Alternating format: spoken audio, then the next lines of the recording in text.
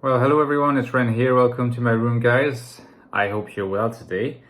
Today we're going to be talking a little bit more about this notion of reality altering substances or experience altering substances. Yesterday I had a little bit of a discussion going on psychedelics. For this particular video, I propose to talk more about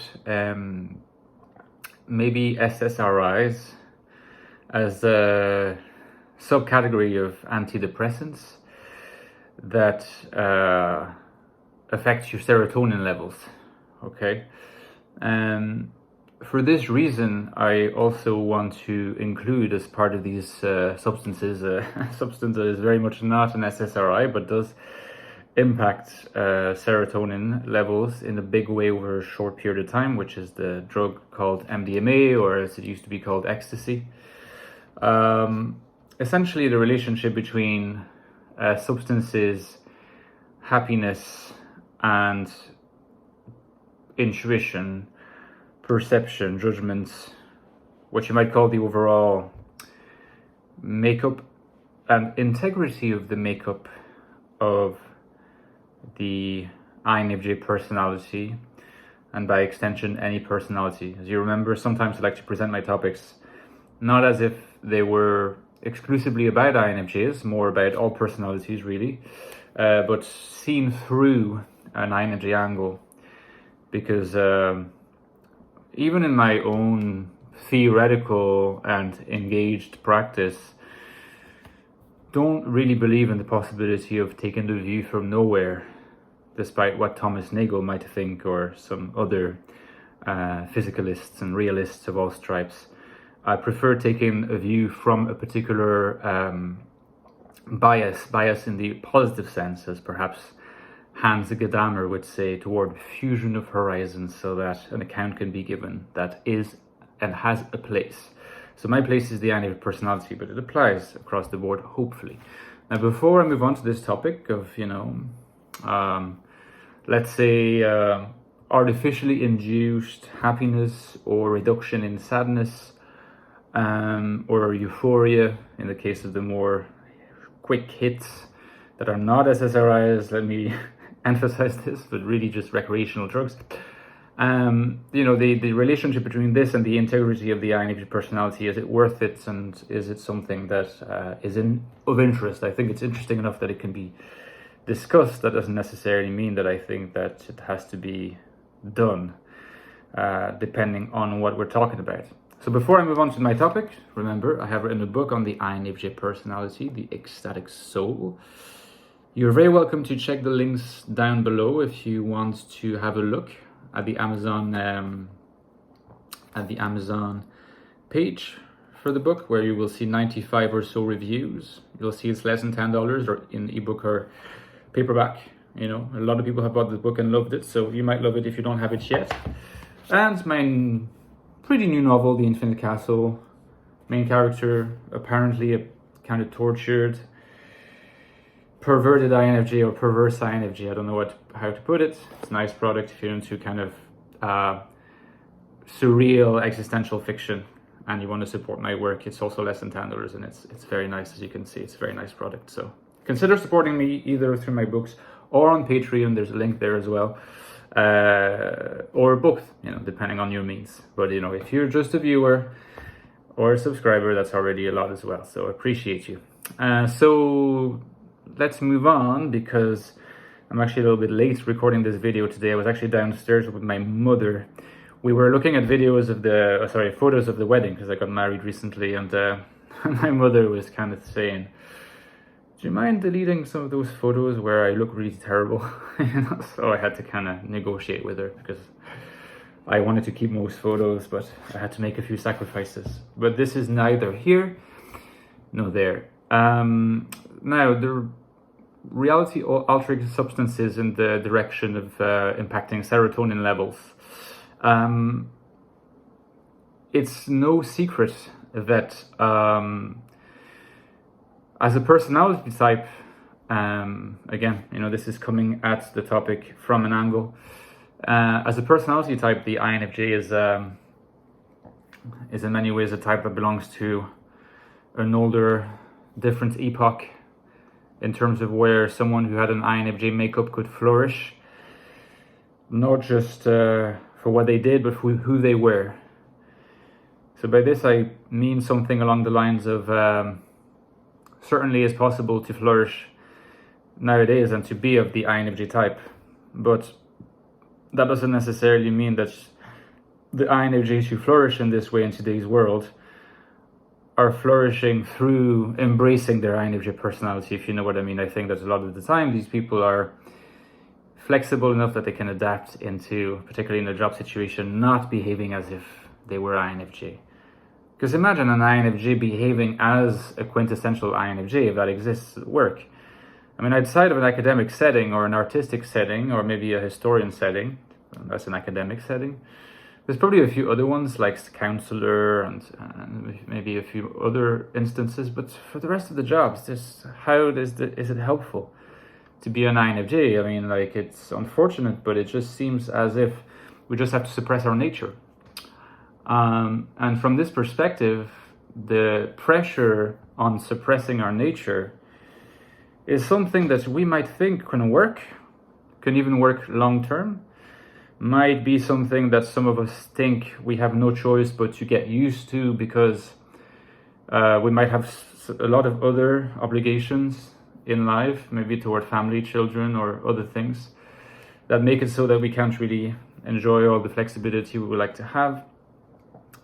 Nevertheless, it is well known that this can contribute to a certain sense of existential unease, loss of purpose, loss of meaning, and ultimately a certain sense of sadness and sometimes depression.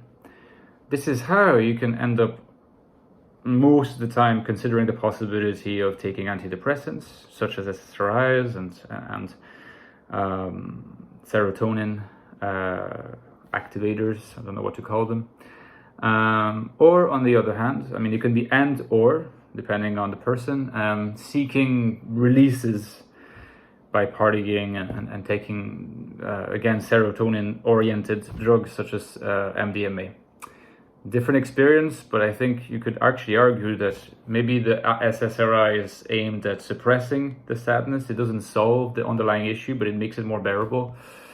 In the case of a drug like MDMA, like a recreational drug, certainly not something that you get in a pharmacy. It's meant at distracting from the sadness, okay? Maybe providing the illusion for a couple hours that the sadness isn't there.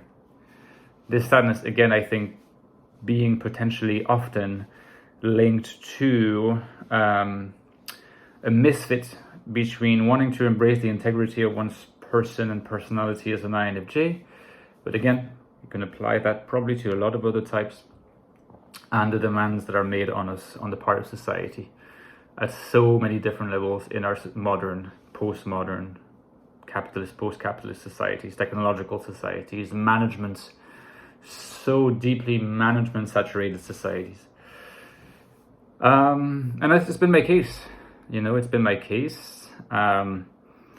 I've really come to the conclusion that this misfit, which is the cause of still questionings on my part, has really been at the source of this sense of unease and sadness, truth be told. And I have experimented a little bit with the drug I mentioned, but mostly I have been on an SSRI. I started being on that SSRI probably around 2018, something like that, 2017 in fact.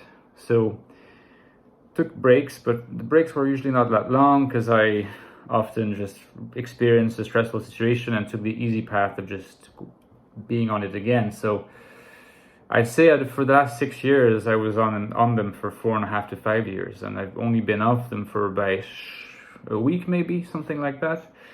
Now, this is linked to a couple of things, including being very happy in my marriage and feeling like I have this kind of foundation that maybe at the emotional level just didn't really exist to that extent before, and I just wanted to experience again, because the thing that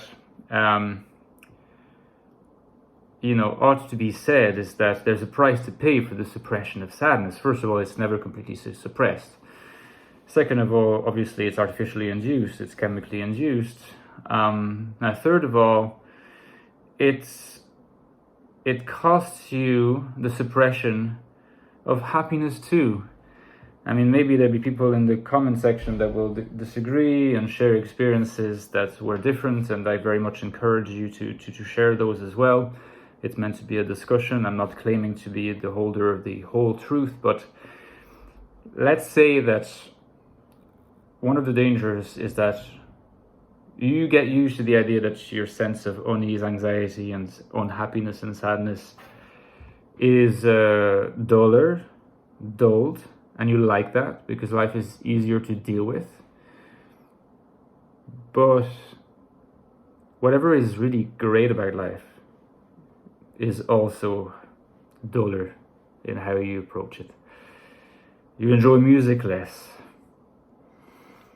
You're less interested in simple things, like you go for a walk and you look around you. Like I've only been off these for maybe more than a week, maybe 10 days. I've noticed getting more emotional at like a beautiful scene in a movie. I've noticed having songs repeating themselves in my head and me humming them just, unconsciously. And sometimes that's annoying when you have an earworm. But to never have that, it can actually be a little bit depressing. And you only realize afterwards when you're off the medication, because it's something that you become really used to it. You're like, oh, okay. Yes, there is sadness, there's pain, let's put this to sleep. And you're so used to it, you forget that actually real joy in simple things, we're not talking about anything crazy, but the world is full of great things. I've noticed that French people, for instance, had a lot more diverse accents than I used to think. I've lived in Ireland for a long time, and there's a lot of different accents in Ireland. And I'd always tell my Irish friends, well, one of the differences, and there are hundreds and thousands between France and a country like Ireland, is that in France, and for historical reasons and geographical reasons, you have fewer accents. You have different accents. Apologies for this. But nowhere near as many as there are in Ireland. But you know what? I think I underestimated that, because if you pay attention, even in France, people speak in lots of different ways, and just listening to the way they speak is so interesting, and it's so musical, and that kind of interest in something simple, is something that I hadn't really experienced in a long, long time. And so, if you like, I think that someone who is like has an INFJ personality might, in the first place, be tempted to how to put it, to say, okay, like, I don't quite fit, this will help me fit, or this will either help me fit or help me cope with my being a misfit better. The problem is that you can become a little bit of a stranger to yourself. And I think this dulling of the ability to find joy in the world can very quickly or very easily slip into a dulling of the desire to open up to the world. Because if you don't really believe that the work can bring you joy, if everything is kind of flattened, without even quite realizing, you're going to tend to be less open.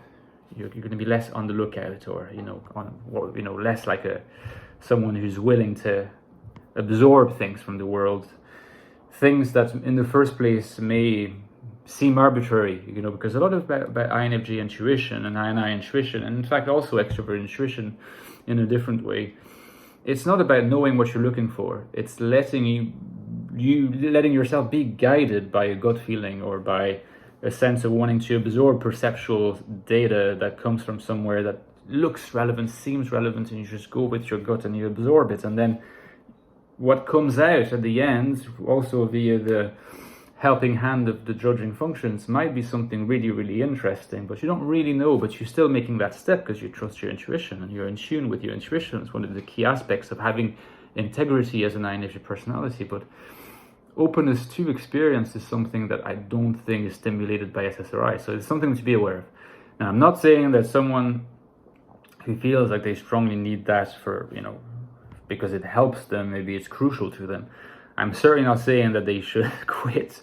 What I'm saying is that given my own journey, if this is, and I hope it is, the time that I can finally come off them and do without them, I think this is excellent news.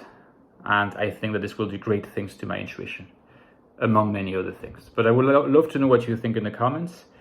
Probably a bit of a rambly video, but didn't get a lot of sleep last night, so hopefully it was bearable. See you next weekend, guys.